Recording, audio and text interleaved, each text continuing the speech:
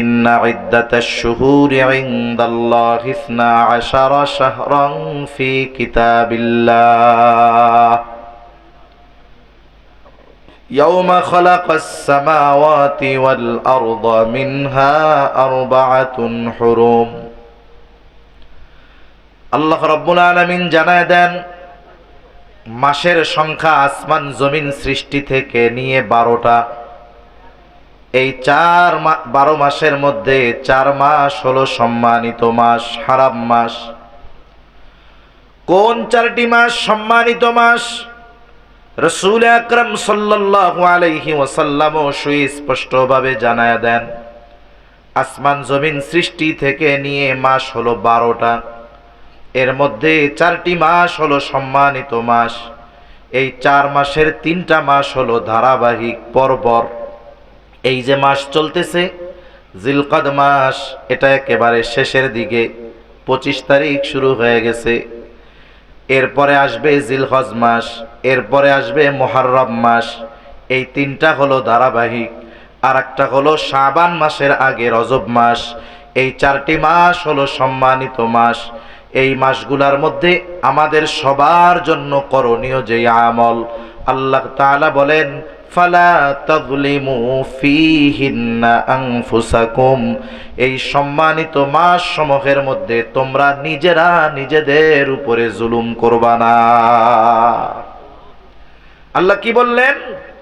ফালা তাযলিমু ফীহিন্না আনফুসাকুম, নিজের উপরে তোমরা জুলুম করবা না। আমরা তো জুলুম বলতে কি বুঝি? বলে একজনের ক্ষমতা আছে, পাওয়ার আছে, সে আরেকজনের সম্পদ জোরপূর্বক ছিনিয়ে নেয়, আরেকজনের হক নষ্ট করে, আরেকজনকে কথার দ্বারা কষ্ট দেয়। এইভাবে মানুষকে কষ্ট দেওয়া, একজন আরেকজনকে কষ্ট দেয়, যে কষ্ট দেয় তারে বলি আমরা জালেম, আর যাকে কষ্ট দেয় তাকে বলি আমরা মাজলুম। তা আমরা তো মনে করি অন্যের হক নষ্ট করলে, অন্যকে বিনা কারণে কষ্ট দিলে এটাই না জুলুম। তাইলে মানুষ নিজের উপরে নিজে জুলুম করে কেমনে? মানুষ নিজেরে নিজে পিটায় না, নিজের হাত পা নিজে কাইটা ফেলে না, তাহলে মানুষ নিজের উপরে নিজে জুলুম করে কেমনে? বলে মানুষ নিজের উপরে নিজে জুলুম করে পাপ কাজ করার মাধ্যমে। তাহলে এই সম্মানিত 4 মাস, যার একটা এখন চলতেছে জিলকদ মাস, আর একটা সামনে আসতেছে জিলহজ মাস, আর একটা এরপরে আসতেছে মুহররম মাস, আর একটা আমরা পার করে আসছি সেটা হলো রজব মাস।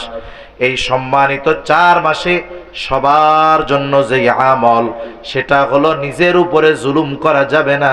তার মানে এই সম্মানিত মাস সমূহে গুনাহ করা যাবে না। এখন বলতে পারে হুজুর তাইলে বাকি 8 মাসে মনে হয় গুনাহ করলে সমস্যা নেই। সমস্যা আছে নি? সজাগ আছেন আপনারা? তাকবীর দেন, নারায়ে তাকবীর। আরো জোরে দেন না, নারায়ে তাকবীর। মনে করেন মানুষ অল্প হোক, যদি সেগুলা তাজা হয় তাইলে তো অল্প মানুষের মধ্যে কথা বলে মজা। কারণ মানুষের আগ্রহের কারণে আল্লাহ তাআলা বলনেওয়ালার মুখ দিয়া কথা বের করে। আবার অনেক মানুষ একেবারে মোটামুটি মনে হইতেছে কবরস্থানে ওয়াজ করতেছি, হুহাও কয় না, নড়াচড়াও করে না, এমনি মরার মতো চায় রইছে। এরকম যদি হাজারো মানুষ হয়, এই মানুষের মধ্যে কথা বইলা মজা লাগে না, কথা আসতে চায় না।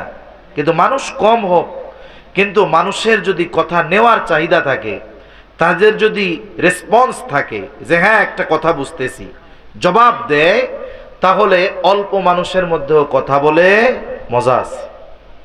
ছোটবেলায়, এখন তো বাচ্চা কাচ্চা আছে, যদি আব্বা বলে বাবা ঘুমাও, বাচ্চাকে যে একটু মোবাইল দাও, আধা ঘন্টা একটু মোবাইল টিপি, এরপরে ঘুমাবো না। কিন্তু আমাদের ছোটবেলায়, আপনারা যারা মুরব্বী আছেন তাদের সময় তো আছেই, আমাদের ছোটবেলায়ও মোবাইল ছিল না। আমাদেরকে ঘুমানোর ওষুধ দেওয়া হইতো গল্প। ঘুমানোর ওষুধ কি ছিল? গল্প। যার দাদা দাদি আছে সে দাদা দাদির কাছে গল্প শুনতো, যার দাদা দাদি নাই সে তার মা বাবার কাছে গল্প শুনতো, চাচার কাছে গল্প শুনতো। এখন শর্ত কি? ঘুমাইতে পারি, গল্প শোনাইতে হবে। এখন এই গল্প দাদি শুরু করছে, তা গল্প তো গল্পই, কইতো এক দেশে এক রাজা ছিল। আমরা কি কইতাম? এখন কয় রাজার একটা ঘোড়া ছিল, কয় এরপরে কয় ওই রাজার যে ঘোড়া ছিল না, ঘোড়াটার দুইটা ডানা ছিল। এরপরে কয় এই ঘোড়াটা এক দৌড়ে 1 মাসের পথ এক পলকে চলে যাইতে পারতো। এখন আর হুহা কয় না, হুহাও শেষ, দাদির গল্প শেষ। তা দাদির গল্প চলে কতক্ষণ? বলে হুহা চলে যতক্ষণ। এজন্য বক্তা আর শ্রোতার মধ্যে একটা সম্পর্ক দরকার, হুহার সম্পর্ক। এজন্য যখন কিছু বলা হয় একটু প্রতি উত্তর দেওয়া দরকার। মুখ বন্ধ করে বসে থাকলে মনে হবে তো আমি কবরস্থানের মধ্যে ওয়াজ করতেছি। তা কি কথা বলতেছিলাম, যে বাকি 8 মাস তাইলে কি গোনা করা যাবে? বলে না, তখনও যাবে না। তবে এই 4 মাসে না করার ব্যাপারে গুরুত্ব আল্লাহ দিয়েছেন। একটা উদাহরণ দিলে বুঝতে সহজ হবে। অনেক সময় আমরা রাস্তাঘাটে অনেক গোনা হইতে দেখি, পাপের কাজ হয়। এমন জায়গাও হয় যে আমাদের ওইখানে বাধা দেওয়ার কোনো ক্ষমতা নাই। বলেন তো, রাস্তাঘাটে যেই পাপের কাজটা হচ্ছে ওটা যদি কোনো মসজিদে হয়, একই পাপের কাজ রাস্তায় হচ্ছে আর ওইটাকে আইনা মসজিদে করতেছে, বলেন তো এই দুইটাকে কি আমরা সমান গুরুত্ব সহকারে দেখব? রাস্তায় যেটা করতেছে ওটাও পাপ, কিন্তু মসজিদের মধ্যে এসে যখন পাপ করবে এই পাপটাকে আমরা আরো বড় করে দেখব, ঠিক কিনা? কি বলবে, কত বড় নাফরমান, বাইরে আকাম কুকাম যা করে অপরাধ করে করুক, এই মসজিদের মধ্যে এসে এই পাপ করে। অনেক সময় মানুষ বাইরে মিথ্যা কথা ওরাও বলে, কিন্তু মসজিদের মধ্যে যখন মিথ্যা কথা বলে যে ভাই আল্লাহর ঘর, মসজিদের মধ্যে এসে আপনি মিথ্যা কথা কইলেন, তার মানে স্থানের কারণে পাপটাকে আমরা গুরুত্ব সহকারে দেখি, আবার সময়ের কারণে আমরা পাপটাকে গুরুত্ব দিয়ে দেখি। যেমন কেউ যদি সবে কদরের রাইতে মিথ্যা কথা কয়, আর যদি বুঝি যে এই বেটা মিথ্যা কথা বলছে, তাহলে কি বলবে? হায় রে ভাই, এমন এক পবিত্র রাত্রে আপনি মিথ্যা কথা কইলেন। তার মানে এই রাত্রে মিথ্যা কথা শুধু বলা গোনা এমনটা নয়, সব সময় গোনা। তবে এইরকম এক বরকতময় রাতেও আপনি মিথ্যা কথা বললেন। তাহলে বোঝা গেল কি, স্থান এবং সময়ের কারণে একই পাপ, ওইটাকে স্থান এবং সময়ের কারণে আমরা গুরুত্ব বেশি দেই। অনুরূপভাবে স্থান আর সময়ের কারণে ইবাদতের দামও কিন্তু বেড়ে যায়। যেমন আমরা আজকে এশার নামাজ পড়েছি এই মসজিদে, এই এশার নামাজ যদি আমরা মসজিদুল আকসায় আদায় করতে পারতাম, কমপক্ষে 250 রাকাতের সওয়াব পেতাম। আবার যদি এই এশার নামাজ মসজিদুন নববীতে আদায় করতে পারতাম, কমপক্ষে 1000 রাকাত 1000 গুণ সওয়াব পেতাম। আর এই নামাজটাই যদি মসজিদুল হারামে আদায় করতে পারতাম, এর সওয়াব আল্লাহ তাআলা 1,00,000 গুণ বাড়ায়া দিত। অনুরূপভাবে সময় স্থানের কারণে যেমন ইবাদতের দাম বাড়ে, অনুরূপভাবে স্থানের কারণে পাপটাও অনেক বড় হয়ে যায়, ছোট পাপ বড় হয়ে যায়। সময়ের কারণে ইবাদতের দাম বাড়ে। সাধারণ রাতের নফল নামাজ আর রমজানের নফল নামাজ এক না। আবার সাধারণ রমজানের রাতের নফল নামাজ শবে কদরের নফল নামাজ এক নয়, বরং শবে কদরে কারো যদি নসিবে হয়ে যায়, শবে কদর পেয়ে যায়, ওই দিন যদি 2 রাকাত নামাজ সে আদায় করতে পারে, বলে এই নামাজটা 1000 মাসের ইবাদতের চাইতে উত্তম হয়ে যায়। তাহলে কি বুঝলাম? যে সময়ের কারণে ইবাদতের দাম বাড়ে, স্থানের কারণে ইবাদতের দাম বাড়ে, ওই রকম ভাবে সময়ের কারণে স্থানের কারণে ছোট পাপও অনেক বড় হয়ে যায়। কথা কি বুঝাইতে পারছি? আল্লাহ রাব্বুল আলামিন এই জন্য বলেন, এই সম্মানিত মাস সমূহে তোমরা নিজেদের উপরে নিজেরা জুলুম করবা না। তাহলে মানুষ জুলুম করে নিজের উপরে কেমনে? বলে পাপাচারে লিপ্ত হওয়ার মাধ্যমে। সব সময় পাপ থেকে বাঁচবো, তবে এই 4 মাসে একটু বেশি গুরুত্ব দিয়ে পাপ থেকে বাঁচার চেষ্টা করব। এই আমলটা একেবারে সবার জন্য। এবার আসেন, এই যে 4টি হারাম মাস, সম্মানিত মাস, এই 4 সম্মানিত মাসের মধ্যে সবচাইতে উত্তম এবং শ্রেষ্ঠ মাস হলো জিলহজ মাস। এই সম্মানিত 4 মাসের মধ্যে সবচাইতে বেশি সম্মানিত মাস জিলহজ মাস, যেটা আগামী বৃহস্পতিবার অথবা শুক্রবার থেকে শুরু হবে। কারণ চাঁদের তারিখ 29 হয়, 30 হয়। তাহলে এই মাস আমাদের একেবারে সামনে। এখন এই মাসের শ্রেষ্ঠত্ব কেন? 4 সম্মানিত মাসের মধ্যে এটা শ্রেষ্ঠ মাস কেন? এরও কিছু কারণ আছে। কারণ এই মাসের মধ্যে এমন কিছু বিষয় আছে যেগুলা অন্যান্য মাসগুলোর মধ্যে নাই।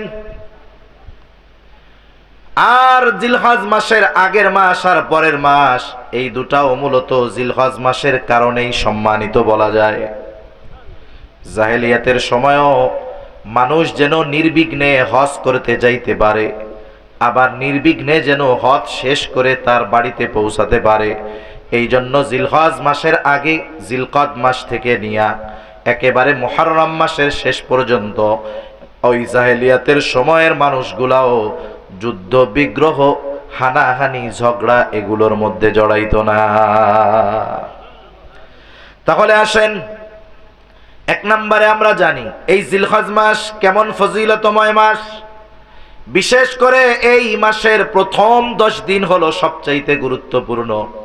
হাদিসের মধ্যে আসছে, নবীজি সাল্লাল্লাহু আলাইহি ওয়াসাল্লাম বলেন, মা মিন আইয়ামিন আল আমালুস সালিহু আহাব্বু ইলাল্লাহি ফীহিন্না মিন হাযিহিল আইয়াম, ইয়ানি 10 যিল হিজ্জাহ। আল্লাহ রাসূল সাল্লাল্লাহু আলাইহি ওয়াসাল্লাম বলেন, জিলহজ মাসের প্রথম 10 দিনের আমল আল্লাহ তাআলার কাছে সবচাইতে বেশি পছন্দের, সবচাইতে বেশি প্রিয়। অন্যান্য যত সময় আছে, রমজানের আলাদা ফ্যাসিলিটি, রমজানের বিষয়টা আলাদা। এছাড়া অন্যান্য যত সময় আছে, আল্লাহ তাআলার কাছে এই জিলহজের 10 দিনের ইবাদতের চাইতে অন্য কিছু আর এত প্রিয় নয়। নবীজি যখন এই কথা বললেন, সাহাবায়ে কেরাম চিন্তা করে, কি কয়, এই 10 দিনের আমল আল্লাহর কাছে এত প্রিয়? এবার তারা নবীজিকে প্রশ্ন করতেছে, ক্বালু ওয়ালাল জিহাদু ফি সাবিলিল্লাহ। হে আল্লাহর রাসূল সাল্লাল্লাহু আলাইহি ওয়াসাল্লাম, এই 10 দিনের আমল আল্লাহর কাছে এত প্রিয়, এটা কি আল্লাহর রাস্তায় জিহাদ করার চাইতেও বেশি প্রিয় নাকি? নবীজি সাল্লাল্লাহু আলাইহি ওয়াসাল্লাম বলেন, ক্বালা ওয়ালাল জিহাদু ফি সাবিলিল্লাহ। হ্যাঁ, এটা আল্লাহর রাস্তায় জিহাদ করার চাইতেও এই 10 দিনের আমল আল্লাহ তাআলার কাছে বেশি প্রিয়। তবে তার বিষয়টা ভিন্ন। যেই ব্যক্তি জানমাল নিয়ে বের হয়ে গেছে আর ফিরে আসে নাই, তার মানে আল্লাহর রাস্তায় শহীদ হয়ে গেছে, তার কথা ভিন্ন। কিন্তু এছাড়া কোনো ব্যক্তি যদি আল্লাহর রাস্তায় জিহাদরত অবস্থায় থাকে, ওই জিহাদরত অবস্থায় থাকার চাইতেও এই 10 দিনের আমল আল্লাহ তাআলার কাছে বেশি প্রিয়। এজন্যই আল্লাহ তাআলা কোরআনুল কারীমের মধ্যে এই 10 রাত্রির কসম করেছেন। এই 10 দিন আল্লাহর কাছে প্রিয়, আবার ওই 10টা দিনের 10টা রাতের কসম আল্লাহ তাআলা করেছেন সূরাতুল ফাজরের মধ্যে। আল্লাহ তাআলা বলেন, ওয়াল ফাজরি ওয়ালায়ালিন আশর। শপথ ফজরের, শপথ 10 রাত্রির। আল্লাহ তাআলা কোরআনুল কারীমের মধ্যে যত কিছুর কসম করেছেন, সবচাইতে বেশি কসম আল্লাহ তাআলা করেছেন সময়ের। আল্লাহ তাআলা কোন কোন জায়গায় স্থানের কসম করছেন, জায়গার কসম করছেন। আল্লাহ তাআলা সবচাইতে বেশি কসম করছেন সময়ের, যেমন হল আসর, আসরের কসম করছে। ওয়াদ-দুহা, সকালের, আলোকিত সকালের কসম আল্লাহ তাআলা করেছেন। ওয়াল-লাইলি ইযা সাজা, রাত্রি, এটাও তো সময়, এটার কসম করছেন যখন সেটা অন্ধকারাচ্ছন্ন হয়ে যায়। ওয়াল ফাজরি, ফজরের কসম আল্লাহ করেছেন। ওয়ালায়ালিন আশর, 10 রাত্রির কসম আল্লাহ তাআলা করেছেন। তার মানে আল্লাহ তাআলা কোরআনুল কারীমে যত কসম করেছেন, কসমগুলোর মধ্যে সবচাইতে বেশি কসম করেছেন সময়ের ব্যাপারে। এখন আল্লাহ কসম করেন কেন? আমরা কসম করি কেন? অনেক সময় কোনো মানুষ যদি আমার আপনার কথা সহজে বিশ্বাস করতে না চায়, আমার আপনার কোনো কথা মানুষের সামনে বিশ্বাসযোগ্য, গ্রহণযোগ্য করে তোলার জন্য আমরা কসম করি। যখন আপনি আমি কোনো সত্য কথা কারো সামনে বলি, কেউ যখন বিশ্বাস করতে চায় না, গুরুত্ব দেয় না, তখন মানুষে বলে না আল্লাহর কসম এটা আমি করছি, অথবা সে এটা করেছে, অথবা ওইটা হয়েছে। তার মানে আমরা আল্লাহর নামে কসম করি কেন? আমার কথাটাকে মানুষের সামনে গুরুত্বপূর্ণ হিসাবে তুলে ধরার জন্য, বিশ্বাসযোগ্য করে তোলার জন্য। আমরা যেই আল্লাহর কসম করি কথার গুরুত্ব বাড়ানোর জন্য, ওই আল্লাহও কসম করেন কিসের? বলে সময়ের, স্থানের। তবে আল্লাহ তাআলা কিন্তু তার কথার গ্রহণযোগ্যতা বাড়ানোর জন্য কসম করেন না। কেউ যদি মনে করে যে আল্লাহ কসম করার কারণ হলো যে আল্লাহ তাআলার কথাটা যেন আমরা গুরুত্ব দেই, এজন্য, এই উদ্দেশ্যে আল্লাহ কসম করেন না।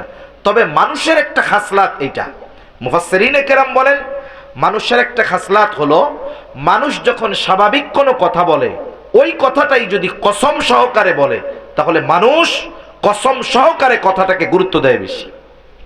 এটা মানুষের খাসলাত। তবে আল্লাহ তাআলা কসম যেই বিষয়গুলার করেন, এর দ্বারা আল্লাহ তাআলার কসমকৃত বিষয়গুলা কত গুরুত্বপূর্ণ এটা বান্দা যেন অনুধাবন করতে পারে। এখন আল্লাহ যেই বিষয়ের কসম করছেন, তাহলে এই বিষয়গুলো কতটা গুরুত্বপূর্ণ এটা মোটামুটি আমরা বুঝতে পারছি তো ইনশাআল্লাহ। আল্লাহ তাআলা যেই বিষয়গুলোর কসম করেছেন, এর মধ্যে একটি হলো এই জিলহজ মাসের প্রথম 10 রাত্রির কসম আল্লাহ করেছে। সুবহানাল্লাহ বলেন। পৃথিবীর সব মুফাসসিরিনে কেরামের এই মত, রাইসুল মুফাসসিরিন আব্দুল্লাহ ইবনে আব্বাস রাদিয়াল্লাহু তাআলা আনহুর মত এটাই যে আল্লাহ তাআলা এই 10 রাত্রির কসম করেছেন। সাথে সাথে নবীজিও বলছেন এই জিলহজ মাসের প্রথম 10 দিনের আমল, আল্লাহ বলেছেন রাতের কসম, আর নবীজি জানায় দিলেন দিনের আমল। তার মানে গোটা 10টা দিন রাত আমাদের সামনে চলে আসলো, যেই 10 দিনের আমল আল্লাহ তাআলার কাছে সবচাইতে প্রিয়, আল্লাহর রাস্তায় জিহাদ করার চাইতে প্রিয়। সুবহানাল্লাহ। আমাদের প্রথম কাজ কি মনে রাখতে হবে, কিন্তু 1 নাম্বার কাজ সবার জন্য গুনাহ থেকে বাঁচা।